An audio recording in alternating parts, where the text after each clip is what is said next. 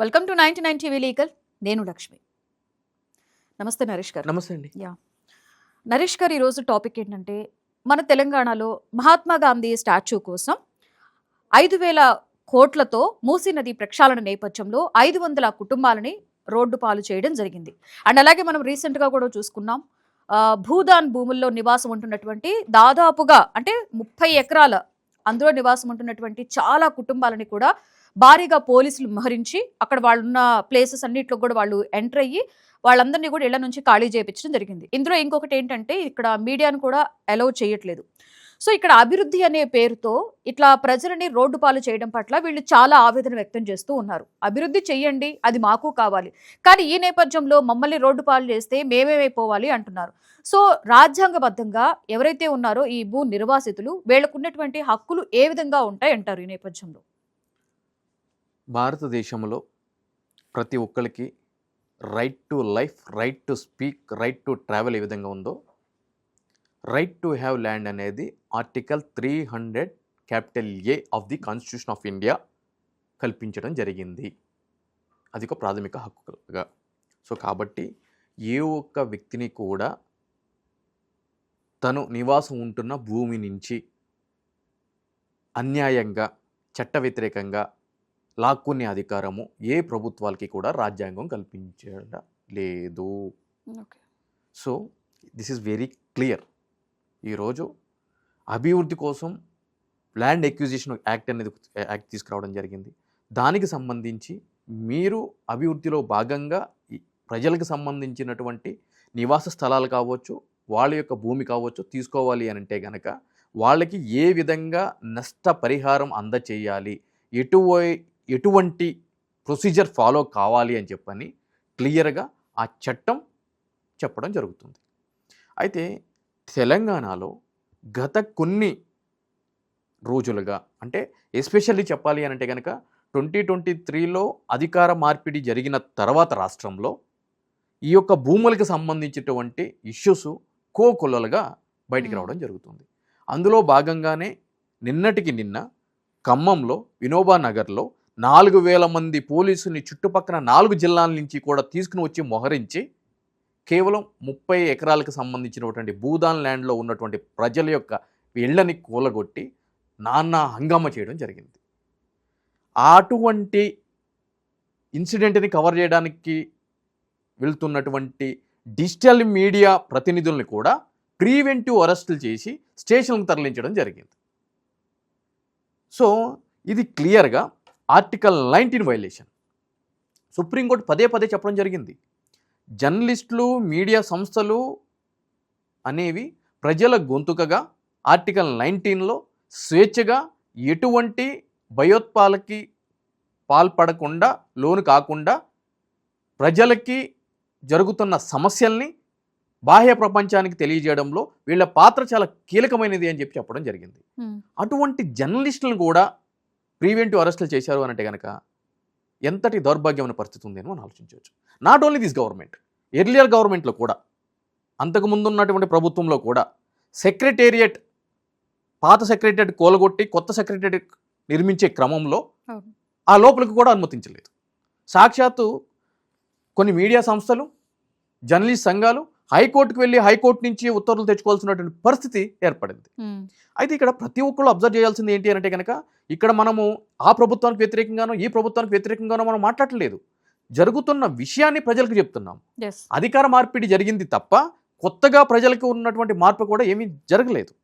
అదేవిధంగా 2024లో రేవంత్ రెడ్డి గారు ఏం చెప్పారు అంటే కనుక, తన యొక్క brain child Musi river development front నేను డెవలప్ చేస్తాను, అందులో భాగంగానే టోలీ చౌక్ దగ్గర ఏదైతే కనుక బాపు ఘాట్ ఉందో అక్కడ మహాత్మా గాంధీకి సంబంధించినటువంటి విగ్రహము 5,000 కోట్లతోటి నేను నిర్మిస్తాను అని చెప్పడం జరిగింది. అందులో భాగంగానే 500 కుటుంబాలు ఈరోజు నిర్వాసితులు అవుతున్నారు. వాళ్ళందరూ కూడా బయటకు వచ్చి గగ్గోలు పెడుతున్నటువంటి పరిస్థితి. అయితే ఇక్కడ మనం ఆలోచించాల్సిన విషయం ఏంటి అంటే కనుక, ఒక ప్రభుత్వము ఒక అభివృద్ధికి సంబంధించినటువంటి కార్యక్రమాలు చేపట్టినప్పుడు ఎవరు కూడా దాంట్లో విభేదించడానికి ఏమీ లేదు. ఎందుకంటే అభివృద్ధి వస్తే కనుక ఎంప్లాయ్మెంట్ వస్తుంది, ప్రజల యొక్క బ్రతుకులు మెరుగవుతూ ఉంటాయి. ప్రపంచ పటంలో హైదరాబాద్కి సంబంధించి మనకంటూ ఒక ప్రత్యేకతను తీసుకురావడంలో గతంలో ఉన్నటువంటి నాయకులు అందరూ కూడా చేశారు. ఇంకా పై స్థాయికి తీసుకెళ్ళాలంటే కనుక మనందరం కూడా హ్యాపీగా ఫీల్ అవుతాము. కానీ ఆ క్రమంలో సామాన్య ప్రజలు అమాయకుల్ని భూ నిర్వాసితుల్ని చేస్తాము, వాళ్ళ యొక్క హక్కుల్ని కొల్లగొడతాము అని అంటే మాత్రము ఏమాత్రం ఉపేక్షించడం లేదు. అందుగురించే ఇక్కడ ఈరోజు మనం మాట్లాడుకున్నట్లయితే లాస్ట్ ఇయర్ సేమ్ ఇదే ఫిబ్రవరి మంత్లో హెచ్యుకి సంబంధించి 400 ఎకరాలు టీజీఐఐసికి బదలాయిస్తూ అక్కడ ఆక్షన్ కండక్ట్ చేస్తే అదంతా కూడా హైదరాబాద్ సెంట్రల్ యూనివర్సిటీకి సంబంధించినటువంటి భూములు. ఆ భూముల్లో వన్యప్రాణులు ఉన్నాయి, చాలా అరుదైన జాతి పక్షులు ఉన్నాయి, వాటిని టచ్ చేయొద్దని చెప్పని విద్యార్థులు, అదేవిధంగా ఉద్యమకారులు, సామాజిక కార్యకర్తలు ఇంక్లూడింగ్ నేను కూడా ప్రొటెక్ట్ చేయడం జరిగింది. కానీ ఏం జరిగింది, అది హెచ్సియుది కాదు, మాది, మా ఇష్టం, మేము అమ్ముకుంటామని చెప్పడం జరిగింది. దానికి సంబంధించి సుప్రీంకోర్టుకి వెళ్ళడం జరిగింది. ఈ కేసు సుమోటో కాగ్నిజెన్స్, అది కూడా ఆ యొక్క భూముల వేలం ప్రక్రియ అనేది ఆగిపోవడం జరిగింది. సో ఇక్కడ మనం మాట్లాడుకోవాల్సిన విషయం ఏంటి అని అంటే కనుక, మరి భూమి ఎక్కడి నుంచి ఉంటుంది, అభివృద్ధి జరగాలి అని అంటే కనుక ఏదైనా అంటే కమర్షియల్ యాక్టివిటీస్ చేయాలన్నా, ఏదైనా పరిశ్రమలకి భూమి ఇవ్వాలన్నా, మరే ఇతర ఫ్యూచర్ సిటీలు కానీ, ట్రిప్లెక్స్ సిటీలు కానీ, XYZ సిటీలు కానీ నిర్మించాలన్నా కూడా భూమి కావాలి. సో ఆ భూమి కావాలి అని అంటే కనుక ఇప్పుడు ఉన్నటువంటి ప్రజల యొక్క దైనందిక జీవితాన్ని చెడగొట్టి మేము అక్కడే పెడతామనటం మాత్రం అది మూర్ఖత్వం అవుతుంది.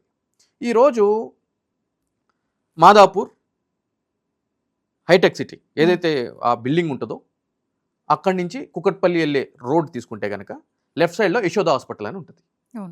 దాన్ని ఖానామెట్ గ్రామం అని చెప్పని అంటారు. షేర్లింగంపల్లి మండల్, రంగారెడ్డి జిల్లా. అక్కడ కుల సంఘాలకి దగ్గరగా 2500 కోట్ల రూపాయల విలువ చేసే భూమిని 2000 రూపాయలకి గత ప్రభుత్వం ఇవ్వడం జరిగింది. రైట్. దాంట్లో కాపు కులానికి 6 ఎకరాల 25 గుంటలు 700 కోట్ల రూపాయల విలువ చేసే భూమిని 700 రూపాయలకి ఇవ్వడం జరిగింది. కమ్మ కులానికి ఇవ్వడం జరిగింది, వెలమ కులానికి ఇవ్వడం జరిగింది. ఈ విధంగా ప్రతి ఒక్క కులానికి కూడా వాళ్ళ యొక్క కుల బిల్డింగ్లు నిర్మించుకోవడానికి అక్కడ భూమి అనంటూ ఇవ్వడం జరిగింది సిటీ నడిబొడ్డులో. సో ఎకరం 100 కోట్లు ఉండేదాన్ని జస్ట్ ఎంత 100 రూపాయలకి ఇవ్వడం జరిగింది. ఇచ్చి ఆ జీవోలన్నిటిని కూడా గత ప్రభుత్వం హైడ్ చేయడం జరిగింది. దానికి సంబంధించి ఇది పూర్తిగా చట్టవిరుద్ధం. ఈరోజు మీరు ఎటువంటి ల్యాండ్స్ ఇవ్వాలన్నా కూడా, ఏం చేయాలన్నా కూడా దానికి సంబంధించి 2012లో ఉమ్మడి రాష్ట్రం ఉన్నప్పుడు ఒక జీవో అనేది రిలీజ్ చేయడం జరిగింది. అదేవిధంగా సుప్రీంకోర్టు తీర్పులు ఉన్నాయి. ఆ యొక్క తీర్పుల్ని తుంగలో తొక్కి మీరు ప్రవేశపెట్టిన జీవోల్ని పక్కన పెట్టి మీ యొక్క రాజకీయ దాహం గురించి మీరు స్పెసిఫిక్ కులాలకి సిటీ నడిబొడ్డులో తక్కువ రేటుకి భూములు ఇవ్వడం ఏంటి అని చెప్పని నేను హైకోర్టులో ప్రజా ప్రయోజన వ్యాజ్యం దాఖలు చేయడం జరిగింది. సో ఈ ప్రజా ప్రయోజన వ్యాజ్యం దాఖలు చేసిన వెంటనే ఏదైతే గనక ఈ కాపు కులానికి ఇచ్చినటువంటి భూమి ఉందో దాన్ని హైకోర్టు స్టే చేయడం జరిగింది. దాంతోపాటు కమ్మ వెలమ కులానికి వాళ్ళకి ఇచ్చినవి కూడా స్టే చేయడం జరిగింది. ఇది సుప్రీంకోర్టుకి విరుద్ధంగా ఉంది అని చెప్పాను. సో ఇప్పటికీ కూడా ప్రభుత్వము ఆ భూముల్ని వెనక్కి తీసుకుని అక్కడ అభివృద్ధి కార్యక్రమాలు చేయడానికి ఎటువంటి కార్యాచరణ ఎందుకు చేయట్లేదు? ఎందుకు సామాన్య ప్రజలు ఉన్న దగ్గరికే వెళ్ళి హడావిడి తమాషా చేస్తున్నారు? అదేవిధంగా 2004 నుంచి 2014 వరకు మేము ఇండస్ట్రీస్ నెలకొల్పుతాము అని చెప్పని ప్రభుత్వాల దగ్గర నుంచి ఉమ్మడి రంగారెడ్డి జిల్లాలో 2000 ఎకరాలు వేరియస్ ఇండస్ట్రియలిస్టులు ప్రభుత్వాల దగ్గర తీసుకోవడం జరిగింది. ఆ ఎక్స్టెంట్ మీకు 25 ఎకరాల దగ్గర నుంచి 500 ఎకరాల వరకు కూడా ఉంది, ఒక్కొక్క పరిశ్రమకి ఇచ్చింది. దీంట్లో ఓన్లీ 10% మాత్రమే వాళ్ళ యొక్క కార్యకలాపాలు అనేది నిర్వహించడం జరుగుతుంది. 90% ఆఫ్ ది ల్యాండ్స్ వేకెంట్గా ఉన్నాయి. ఆ ల్యాండ్స్ చూపించి సదరు పారిశ్రామికవేత్తలు బ్యాంకుల నుంచి కోట్ల రూపాయలు లోన్లు తీసుకుని వాళ్ళ యొక్క వ్యక్తిగత అవసరాల కోసం వాడుకుంటున్నారు. వీటి మీద ఫోకస్ చేయండి. ఆ మిగిలిపోయిన భూములు ఏవైతే ఉన్నాయో వాటికి నోటీసులు ఇవ్వండి. గత ప్రభుత్వము సదరు బెనిఫిషరీస్ ఎవరైతే ఉన్నారో వాళ్ళందరికీ నోటీసులు ఇచ్చి వాళ్ళు వచ్చి కొద్దిగా బ్యాగ్లో అవన్నీ ఇవ్వగానే మళ్ళీ సైలెంట్ అయిపోయింది. మరి ఈ ప్రభుత్వం కూడా వాటి మీద ఫోకస్ చేయాలి కదా. ఎందుకు ప్రజలు ఉంటున్న భూముల మీదే ఫోకస్ చేయాలి? అంటే సామాన్య ప్రజల జీవితం అంటే కనుక మీకు అంత చులకనగా ఉందా, అంత హేళనగా ఉందా? ఎందుకు పారిశ్రామికవేత్తలకి బడా కులాలకి ఇచ్చినటువంటి భూముల్ని వెనక్కి తీసుకుని అక్కడ అభివృద్ధి చేయరు మీరు? అంటే మహాత్మా గాంధీ విగ్రహం ఆ మూసీ నది ఒడ్డున పెడితేనే వెళ్తామని చెప్పగానే మీరు కానీ నేను కానీ ప్రజలు కానీ ఏమైనా డిమాండ్ చేశారా? ఈరోజు రామోజీ ఫిలిం సిటీ ఉంది, ఈ రోజుకి అది కట్టింది. అది గతంలో ఎప్పుడో కట్టారు, సిటీకి అవుట్స్కట్స్ని కట్టారు. అక్కడికి వెళ్ళి చూడట్లేదా? ఫ్యామిలీతో వెళ్ళి ఎంజాయ్ చేయట్లేదా? ఈరోజు అమ్యూజ్మెంట్ పార్క్స్ ఉన్నాయి, ఎక్కడ కడుతున్నారు అవన్నీ? సిటీ అవుట్స్కట్స్లోనే కదా కడుతున్నారు. ప్రజలు వెళ్ళి చూస్తున్నారు కదా, వినోదం కోసమే కదా ఇవన్నీ జరుగుతున్నప్పుడు. జూ పార్క్ అవన్నీ సిటీ బయట కదా పెట్టింది, సిటీ జూబ్లీహిల్స్లోనో బేగంపేటలోనో పెట్టలేదు కదా. సో ఇటువంటి పర్యాటక కేంద్రాలు కానీ వినోద కేంద్రాలు కానీ ఏవైనా కూడా ఎక్కడ పెడతారు? ఇప్పుడు సిటీని డెవలప్ చేయాలన్నా కూడా, ఎక్స్పాండ్ చేయాలన్నా కూడా అవుట్కట్స్కి తీసుకుని వెళ్ళి పెడతారు. ఈరోజు ఉమ్మడి రంగారెడ్డి జిల్లాలో ఈ విధంగా 2000 ఎకరాలు ఇంకా వినియోగంలో లేదు, ఆ విధంగా ఖాళీగా ఉంది అని అన్నప్పుడు మీరు చేయాల్సిన పని ఏంటి? దాన్ని రికవర్ చేసుకోండి, అక్కడ పెట్టండి. 5,000 కోట్లతో కాకపోతే 10,000 కోట్లతోటి, 10 లక్షల కోట్లతోటి పెట్టండి. బాగా చేశారనుకోండి, మనమే వెళ్ళి 1000 రూపాయలు కాదు 2,000 పెట్టండి, మాకు సరదా ఉంటే పోయి వచ్చి టికెట్ కొనుక్కొని చూసి వస్తాం. లేదు, ఇక్కడ ఉంటున్న ప్రజలను డిస్టర్బ్ చేసి పెడతా, వాళ్ళు ఏం చేస్తారని చూస్తా అంటే, ఇటువంటి ఏవైతే కనుక నిర్ణయాలు ఉంటాయో అవి తెలిసి చేస్తారో తెలియక చేస్తారో నాకైతే తెలియదు. కానీ ఇక్కడ తెలియక చేస్తారో అని చెప్పి అనుకోవడానికి కూడా లేదు. ఎందుకు అని అంటే కనుక నేను ఇప్పుడు మీ ముందు ఏవైతే కనుక విషయాలు చెప్పానో అవన్నీ కూడా లెటర్ రూపంలో నేను సాక్షాత్తు చీఫ్ మినిస్టర్ రేవంత్ రెడ్డి గారికి పర్సనల్గా వాట్సాప్ చేశాను. యాజ్ వెల్ మెయిల్ కూడా పెట్టడం జరిగింది 29/3/2025, అంటే గత సంవత్సరం. అంటే చూడకుండా ఉంటారా? చేయకుండా ఉంటారా? అఫీషియల్గా పెట్టాను, పర్సనల్ దానికి కూడా పెట్టా కదా. అంటే వాడు వీడు చెప్తే మాకేంటి, మేము అధికారంలో ఉన్నాయి, మా కళ్ళు నెత్తికెక్కినాయి, మమ్మల్ని ఎవడేం చేస్తాడు అని చెప్పనే విధంగా ముందుకు వెళ్తే మాత్రం ప్రజాస్వామ్యంలో మనందరికీ తెలిసిన విషయమే, ప్రభుత్వాలు కూలిపోవడానికి పెద్ద టైం ఏం పట్టదు. నియంత పాలన చేసి 9 సంవత్సరాలు చేసి ఇక మేమే మొత్తం సర్వస్వం రాష్ట్రాన్ని మాదే అని చెప్పి అనుకున్నటువంటి పార్టీలను కూడా మూలను కూర్చోబెట్టినటువంటి సందర్భాలు ఉన్నాయి. ఈరోజు పశ్చిమ బెంగాల్ని కూడా 2 దశాబ్దాలకు మించి పాలించి ఇక వేరే వాళ్ళకి స్పేస్ లేదు అని చెప్పి కమ్యూనిస్టులు ఏదైతే కనుక పాలించారో అక్కడ కూడా తృణమూల్ కాంగ్రెస్ రావడం జరిగింది. ఆ విధంగా ఢిల్లీనే అంటే ఏకఛత్రాధిపత్యంతో కొన్ని సంవత్సరాల కొద్దీ పాలించినటువంటి రాష్ట్రాలను కానీ దేశాలను కానీ మొత్తం పడగొట్టి కొత్త ప్రభుత్వాలని తీసుకురావడంలో ప్రజాస్వామ్యం ఉన్న గొప్పదనం, బ్యూటీ అదే. సో ప్రజలు, మీడియా, మేధావులు అందరూ కూడా నిశ్చితంగా పరిశీలిస్తూనే ఉన్నారు. అభివృద్ధి చేయండి, కానీ ప్రజలకి దైనందిక జీవితానికి ఎటువంటి ఇబ్బంది లేకుండా చేసినప్పుడు మాత్రమే అది సరైన అభివృద్ధి. ఓకే. సో ఇప్పుడు ఏదైతే ఉందో ఈ నిర్వాసితులు ఉన్నారు, అంటే వాళ్ళందరూ కూడా రోజు కూలీ చేసుకునే వాళ్ళు, లేకపోతే పూట గడవని వాళ్ళు కూడా చాలా మంది ఉంటారు. ఏదో గుడిసెలు వేసుకుని జీవనం సాగించే వాళ్ళు. ఇప్పుడు ఇలా చేయడం వల్ల వీళ్ళందరూ కూడా రోడ్డు మీద పడి వాళ్ళ యొక్క ఆవేదన అయితే వెళ్ళగక్కుతున్నారు. వీళ్ళకి ఏమి స్పెషల్ రైట్స్ ఉండవంటారా? లేకపోతే వీళ్ళ తరఫున ఎవరైనా అడ్వకేట్స్ కానీ లేకపోతే ఎవరైనా అండగా నుంచున్నప్పుడు ఎటువంటి రైట్స్తో వీళ్ళు ఫైట్ చేయొచ్చు అంటారు? ఇప్పుడు మంచి ప్రశ్న అడిగారు.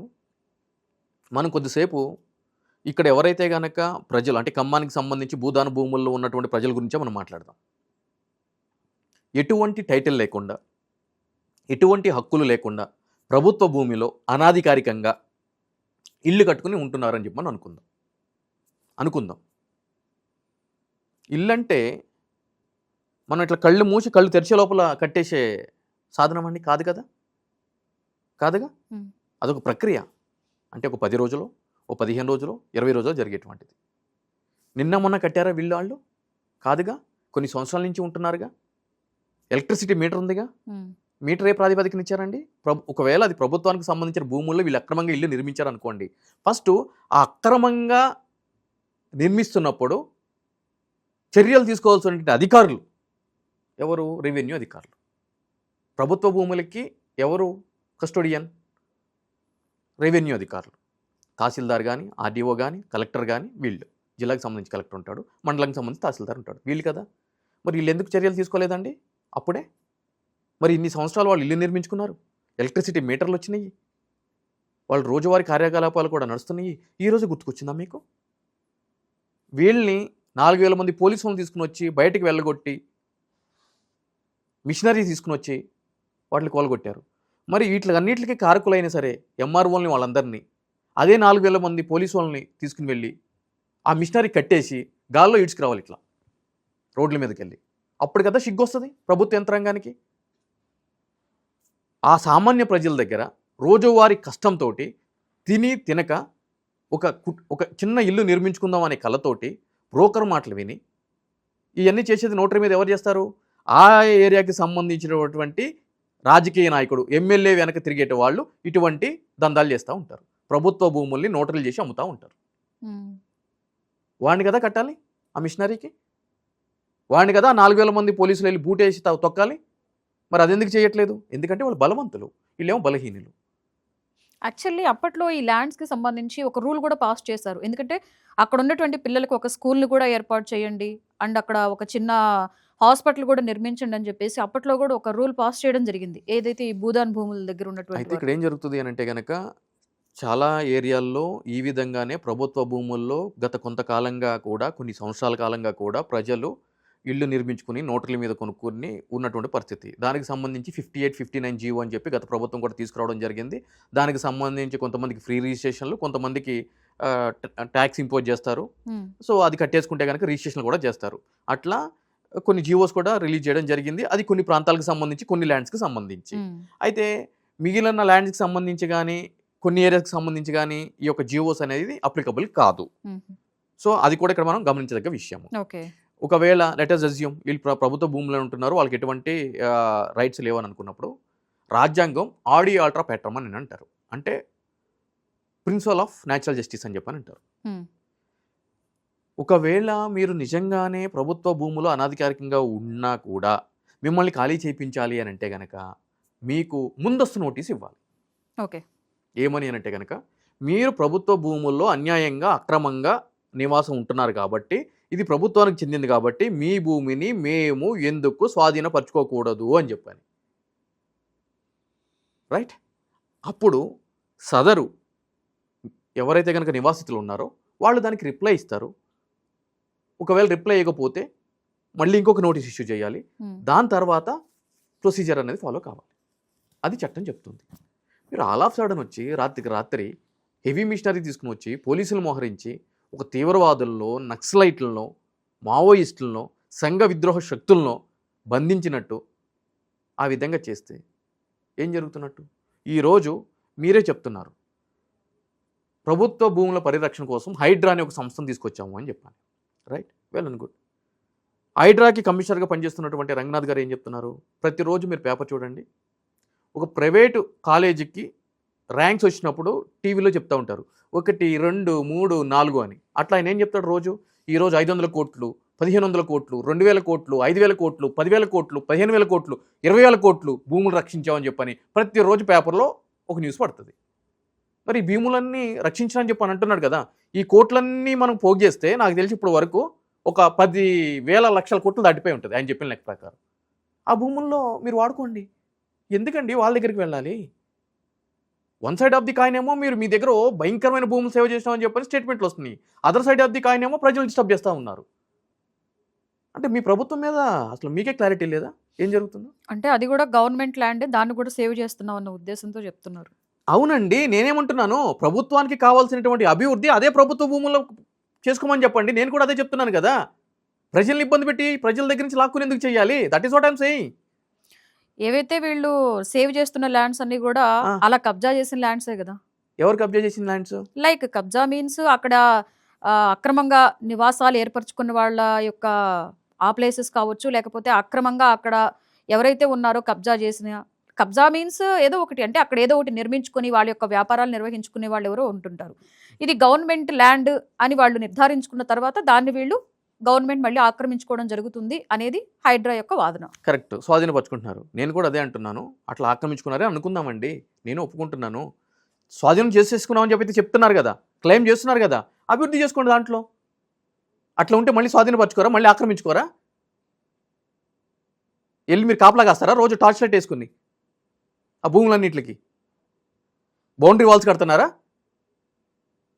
చేయట్లేదు కదా. అక్కడ అభివృద్ధి చేసుకోండి. ఎందుకు ప్రజలు డిస్టర్బ్ చేయాలి? ఈరోజు నాలా ఆక్రమణ, చెరువుల ఆక్రమణ, ఎఫ్టీఎల్ ఆక్రమణ అని చెప్పని అన్నారు. జస్ట్ మేము పని చేస్తున్నామని చెప్పని ఎన్ కన్వెన్షన్ ఒకటి కోలుగొట్టారు. దాని తర్వాత ఏ రాజకీయ నాయకుడికి సంబంధించిన కాలేజీలు కానీ ఫామ్ హౌస్లు కానీ ఎందుకు కోలుగొట్టలేదు? ఎందుకు సామాన్య ప్రజలకు సంబంధించినయే ఆక్రమణ మేము చేసామని చెప్తున్నారు?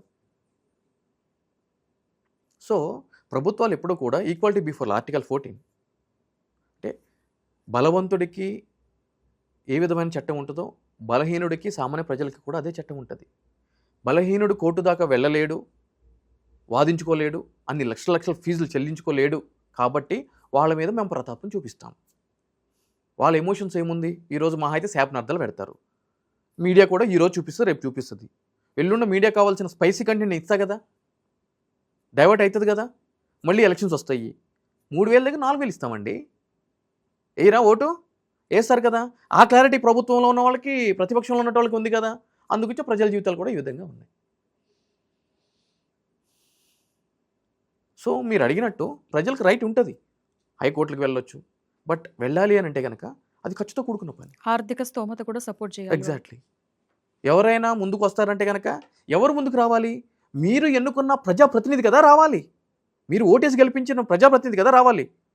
లక్ష్మి గారు వస్తారా? సుంక నరేష్ వస్తాడా? ఆ స్తోమత సరిపోతుందా మనకి? అంటే అంతమంది ప్రజల తరపున నిలబడి వాళ్ళకి న్యాయం చేసే అంత స్తోమత సరిపోతుందా? సరిపోదు. మనం గళం వినిపించగలం. అంటే మీడియా మీద ఎన్ని ఆంక్షలు విధించినా కూడా ప్రజల తరపున పనిచేయాల్సినటువంటి బాధ్యత మనకు ఉంది కాబట్టి ఆ ఆంక్షల్ని ఎదిరించి మన గళం వినిపిస్తాం. అంతవరకు మనం చేయగలుగుతాం. చేయాల్సింది ఎవరు? వాళ్ళ తరపున నిలబడాల్సింది ఆ లోకల్ ప్రజాప్రతినిధి. ఏం చేస్తున్నాడు? ఇది ప్రజలు ఆలోచించుకోవాలండి, ఓకే, మనం కాదు. రైట్. థ్యాంక్ యూ నరేష్ గారు. Thank you.